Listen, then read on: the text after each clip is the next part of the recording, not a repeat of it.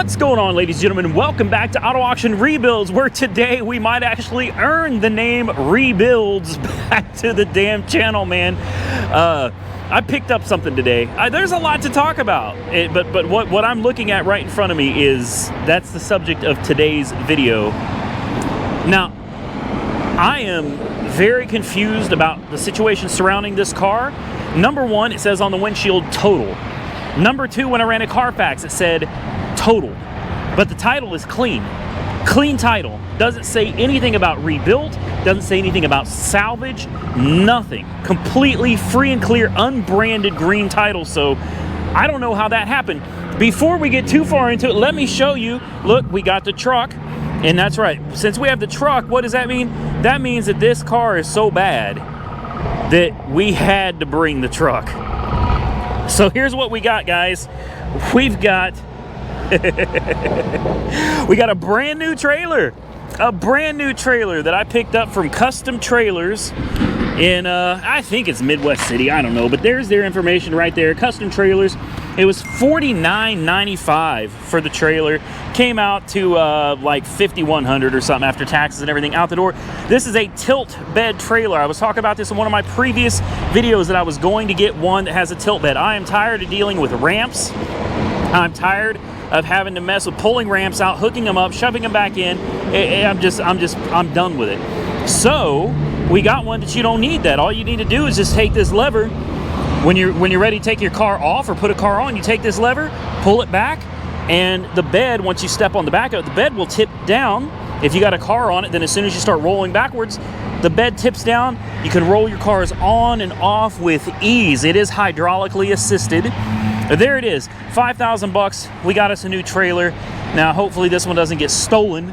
Obviously, I'm going to be going and putting some stamps on it, making sure the serial number's in multiple places. I'm going to make sure it's locked up with a boot.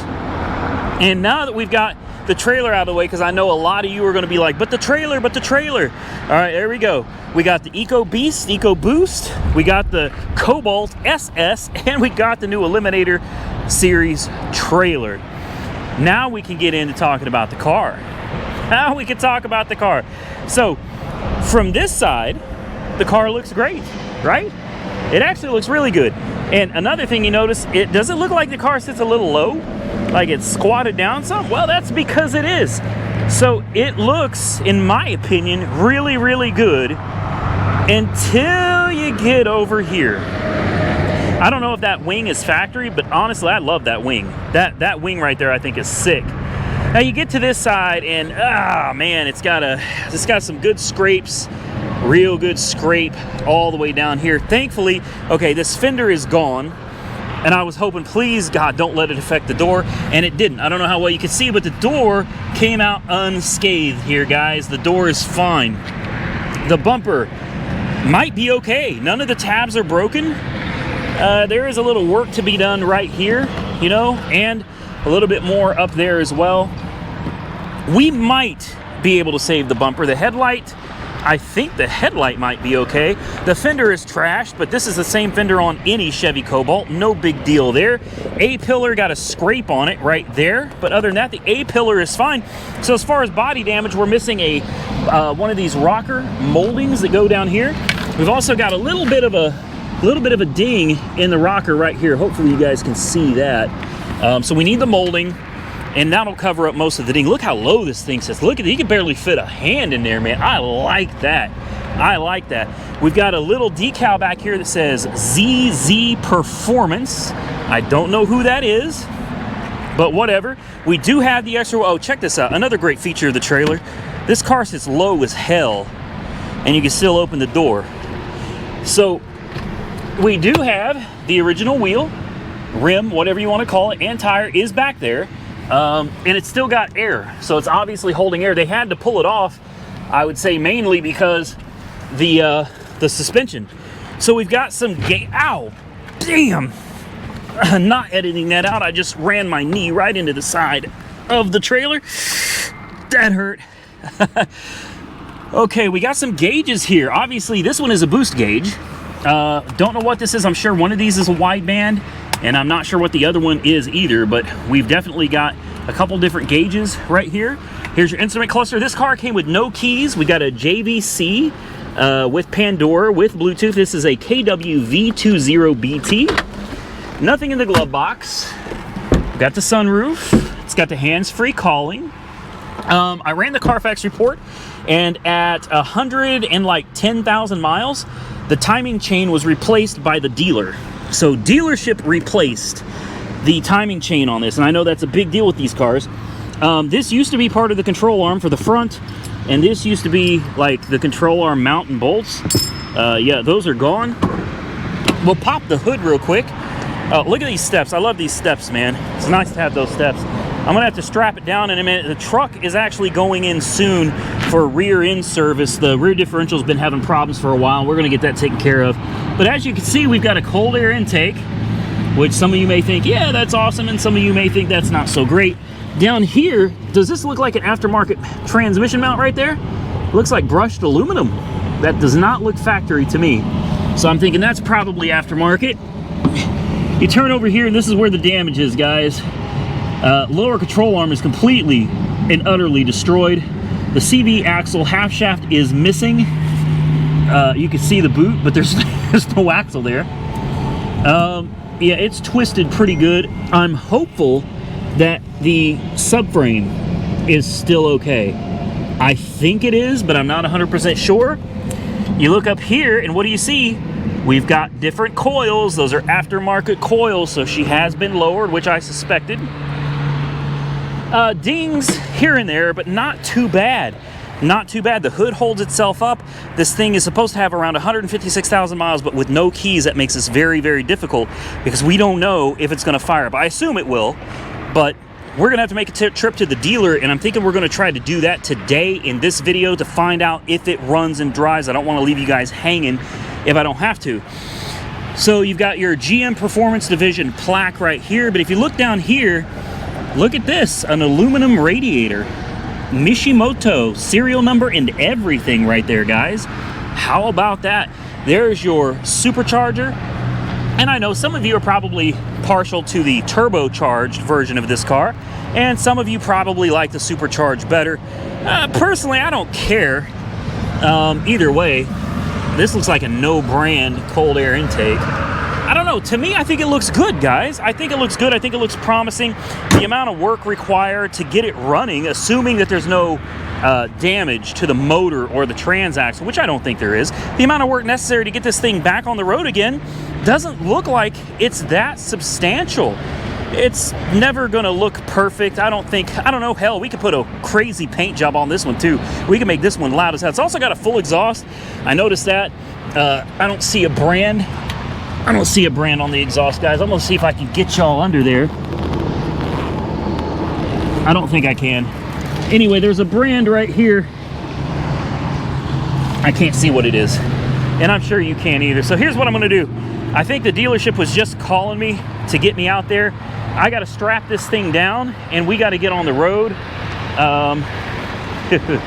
Getting this thing off the trailer should be a lot of fun. Even with the tilt bed, you can see this wheel is it's into the fender there.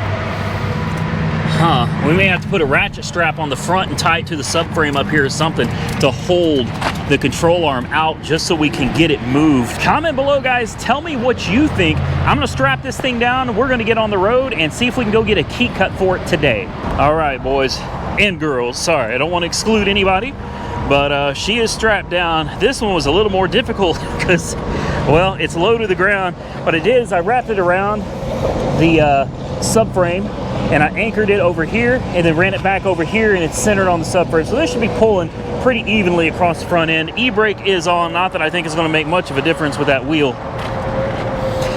I could not get to the rear axle. The rear axle is right here, and with as low as it is, I can't climb under there to wrap it around the axle. This does have on the back Excel G shocks on the rear, so that's not factory. I tucked the excessive line up in here, and I'm just going to be hopeful that it's going to stay. That one will definitely stay. This one I hope will. What we did is we wrapped them around each wheel. This strap right here, I wrapped it around each wheel, and I just anchored it right here. Now I know there's going to be 100,000 people telling me that's the wrong way to do it, but we're not going that far. and we got to get on the highway. So make it or break it, guys. Let's do this. So a lot of people have been asking me on Instagram, seeing the photos of the truck and the new trailer and the car loaded up. They're like, how does the F-150 pull? Well, we're on one of the worst roads in Oklahoma City right now, and it's pulling very, very well. Now, as far as the actual torque is concerned, keep in mind this is the twin turbo V6, the Eco Beast or Eco Boost, and she pulls. We're going up an incline right now, and she pulls like no problem. I mean, I'm not going to lie to you and say it pulls like there's nothing behind it. Oh, you can tell there's something behind it. All right, it's a half-ton pickup truck, not a 3/4 ton, not a 1 ton. You can definitely feel that we have put a load on it. But pulling capabilities, ride quality, very, very good, in my personal opinion, for a half-ton pickup truck. I have seen reviews about the EcoBoost and in the half ton, and I've seen a lot of people say that it tows like crap. And while I respect their opinion, my opinion, and I've had a lot of trucks and I've pulled with a lot of trucks, in my opinion, this little half ton pickup truck actually pulls very well. It's a very capable truck. So without further ado, let's get down to the dealership. Let's see if we can get a key cut, program it, and find out if this thing is going to fire up. So we made it to the dealership, and for 50 bucks we have a key. Now the key is not programmed to the car, and I accidentally, since I strapped it down, I forgot that the car sits lower than it used to, and I scraped the door against the yeah, look at that. So I've got my first damage. So this is interesting. Now that it's strapped down, I don't think I can get in. We'll try this side and see if it's any easier. But yes, we clear it? We cleared it. Okay, so we're gonna have to do it from this side. So the first thing we want to do, it's like first we gotta climb in this mug. It's like a 3-step process. All right, you gotta put the key in and turn it on. And it's dead as a doornail. So the good news is we have a key that turns, right? Okay, so that's excellent news. I'm going to get the booster pack. We're going to need to put power to it. The first step will be to put the key in, turn it on. Then we'll turn it to run and let off. And then you got to wait for the light to stop flashing. Then you'll do it again, let off, wait for the light to stop flashing. Then I believe you do it one more time, let off, and then when the light stops flashing, turn it off, take the key out, and attempt to start it. Let's go. Okay, are you ready? Key in ignition, on. We have gauges. Turn to the start position. Let off. Security light should flash. It did not flash. Maybe it's already programmed. No, it's not programmed. Uh-oh. Uh-oh. Well, we got things lighting up in here. It doesn't look like it's gonna try to start at all, does it? The security light's not flashing. Wait, there it goes. So we'll turn the key to start. Stop. Wait for the security light to stop flashing. It's not flashing. So, okay, well, we may have to figure out a way to program this key, because this does not appear to be working at all. So as my luck would have it, this is not a procedure that can be done quickly. I kind of had this backwards. This is a 30-minute relearn procedure. It's 10 minutes each time you turn the key on times 3. We are approaching the very end of our last you can see the security light down there on the right. That orange light, yellow light on the right bottom is the security light. We are at the very end of when that light should turn out, and as soon as that light turns out, we should be able to turn the key off, and it should start for the very first time for us. Now, I disconnected these, which I don't know. One is definitely going to be a wideband. I don't know what the other one is, but I had to disconnect them because I tried to bypass doing this ridiculous 30-minute thing by using my scanner, my Autel MaxiSys. Unfortunately, the MaxiSys was not able to do it. So while I'm killing time waiting for this silly light to go out so we can start the car, I am watching Tavarish, Ed, and Hoovy. Of course, what else better is there to do than watch your favorite YouTubers while you're waiting on your security light to go out in your Chevy Cobalt SS. So I don't want to do this without you guys. That light literally just turned off, and I literally had to pause my video. Right after I ended the camera, right after I stopped recording, the light turned off. So here we are again. It is time to turn the key off, put our foot on the clutch. She runs. Oh! Oh! She runs. She runs. And I know why the ABS light is on. There is a wire by the back wheel that was broken, probably by a forklift or something, but there's a wire harness back there that's going to need to be repaired. Oh man, guys, it's running and driving. Can you believe this? Oh yeah. Oh yeah. Oh yeah. Let's give it a little gas, huh? Oh, hear that? Oh boy, look at this boost gauge.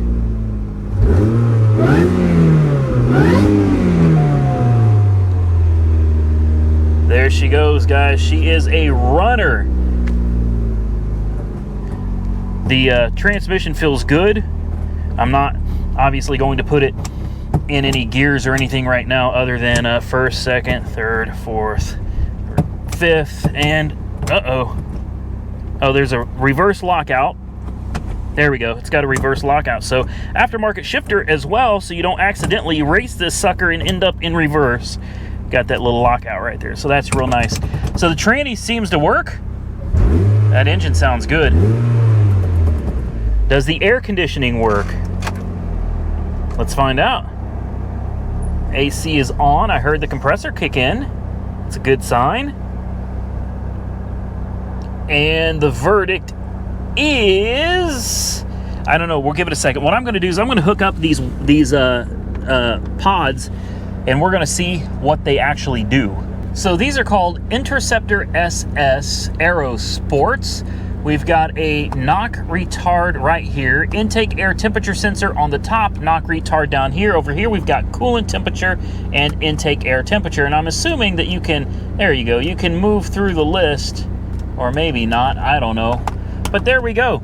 She's a running, driving car. Like I said, because I've got straps on it, guys, we cannot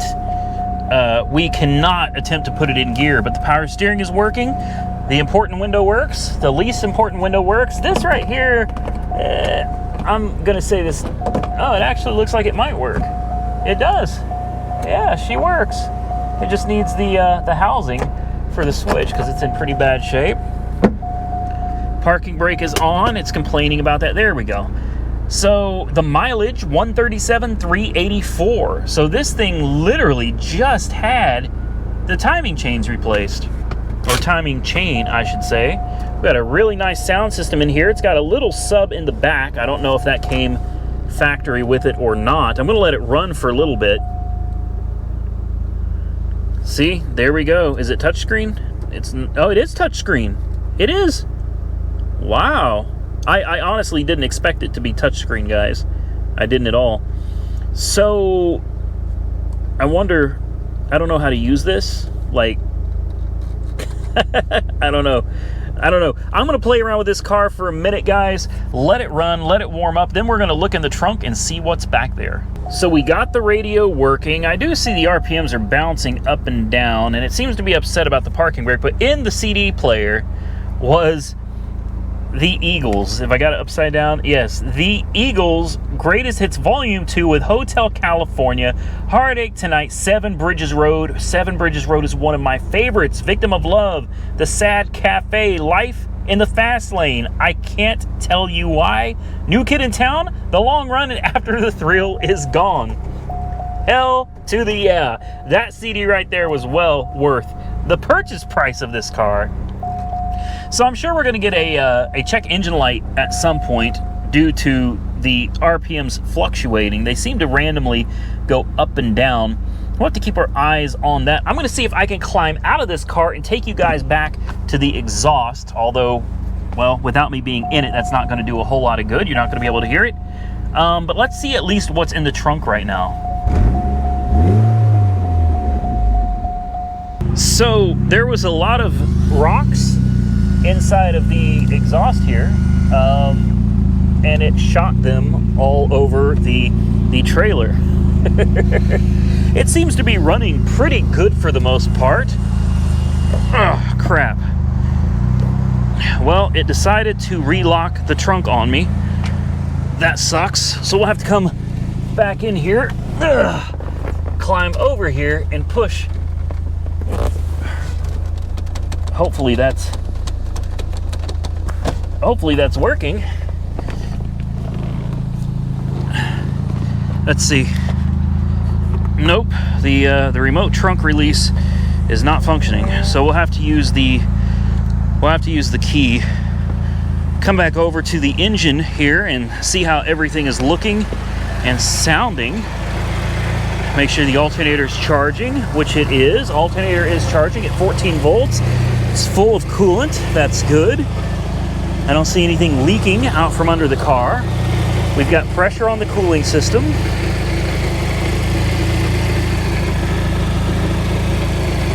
What do you think, guys? This may have been I think this is a score. I really do. I think this is a win, at least for me. I understand there is definitely going to be some work that needs to be done. I knew that when I bought it. But what do you guys think, man? We got to get in this trunk. I almost hate to shut it off, because I know as soon as I shut it off, it's going to probably be a bear to climb in and out. I also am willing to bet that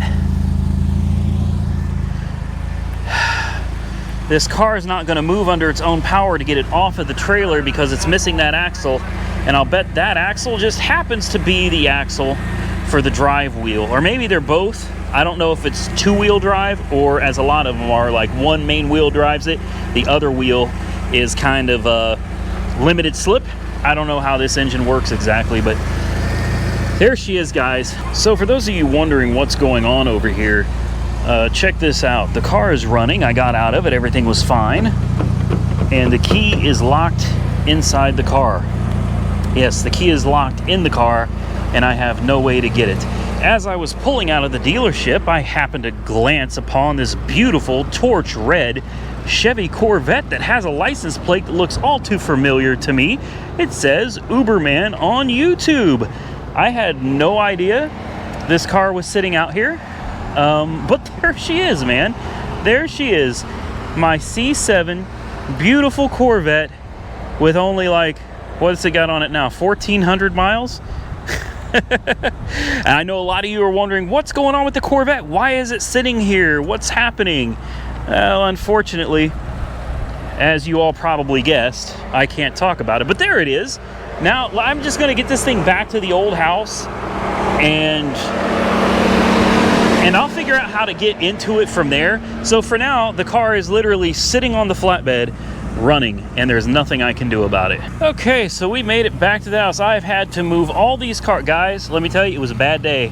I got stuck in the parking lot of Hudeberg Chevrolet. I had to go ask them to move one of their cars just so I could swing this trailer through. I think this is a 20-footer plus the trailer plus the truck. It's been kind of a nightmare. All these cars had to be moved just so I could get this thing up here. I've got all of them running right now, but we're gonna have to figure out how to get in, because I wonder if that old tennis ball trick worked. Oh, this sucks. This sucks. She's totally locked up. She's sitting here running, and running very well, I might add. Yeah, so there you go. We're gonna have to find something left in the garage and make an attempt to get those doors open. So that took about 45 minutes worth of fighting and fussing, and I, by myself, no, I'm just kidding. I had to get help, guys. I managed to bend my truck's antenna.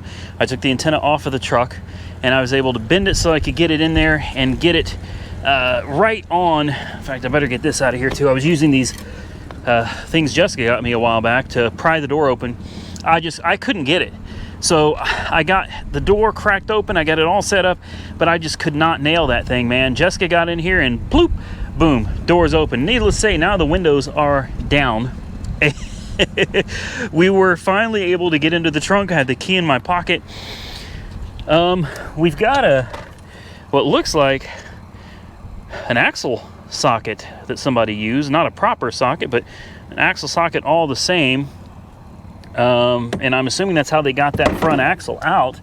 We've got probably the original shifter. We've got a bunch of whatever this stuff is, towels, vape pens. We've got I think this is just a factory Pioneer sub right there. That's all that's in the trunk, so nothing really exciting. Oh, damn, that thing closes hard. Jeez. Nothing too exciting there. Oh, dang it, I just did it again. Well, the trailer needed to be broken anyway, I guess. Damn it. I'm having a day today, guys. I can tell you this though, you put the key in it, it does start right up on its own now. This car has been running on this trailer for a very long time now. A very long time since we were at the dealership. It's been just sitting here idling away on the trailer, no issue. We got the key. I'll show you guys one more time. We can get in it, and thankfully it will fire up all on her own now. Thankfully these doors swing really wide. It's kind of a small car, so you really gotta work yourself into it here. There we go.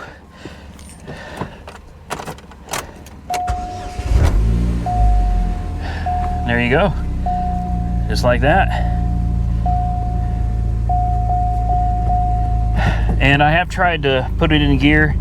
It won't go anywhere. It's got to have that axle before it'll even think about moving.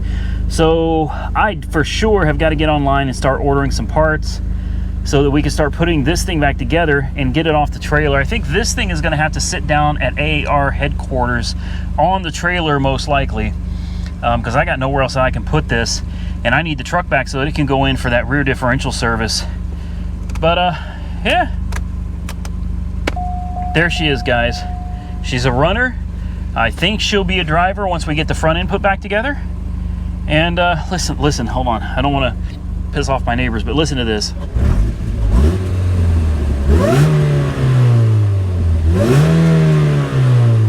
Hear that supercharger?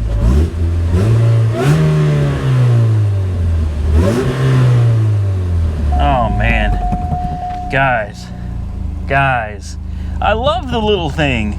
I do. I actually love this little car, man. This thing is going to be a blast. I'm going to go ahead and shut it off. I'll probably leave the damn windows down, to be honest with you. But the key does work the trunk. The key does work the doors as well. I'm going to climb myself out of this car, and I ain't doing that on camera. So that's going to be it for the video, ladies and gentlemen. You don't get any better than this. It runs. We got it started for the first time live on camera with you guys. You got to see it at the same time that I did. Well, because the video is delayed, technically not, but you get my point. I didn't cheat. I didn't do it without you. We did it on camera. Big shout out to Huderberg Chevrolet, man. Big thanks to everybody over there for helping out, for getting us a cheap deal on a set of keys to make this thing fire up. I got to get a key fob and probably need to get a secondary key now that I think about it. Definitely should have a secondary set of keys. Comment below, what do you think, man? What do you think of the Cobalt SS? It was $1,130 out the door. Total $900 winning bid, like $1,130 out the door. You guys comment below what you think. You've seen everything there is to see on it, and I'll be sure to check those comments out. If you enjoyed the content, give the video a big thumbs up. Don't forget to share the video with your friends if you do enjoy the content. To all my members in Tier 1, I truly appreciate all of you as well. Thank you guys so much for watching. I can't wait to see your comments. I'm going to start ordering parts as soon as I get this down to AAR headquarters so that we can begin working on it. I'm really excited to get this one back on the road, guys. So comment below, and until next time, stay safe out there, everybody. I will catch you all very soon in the next one.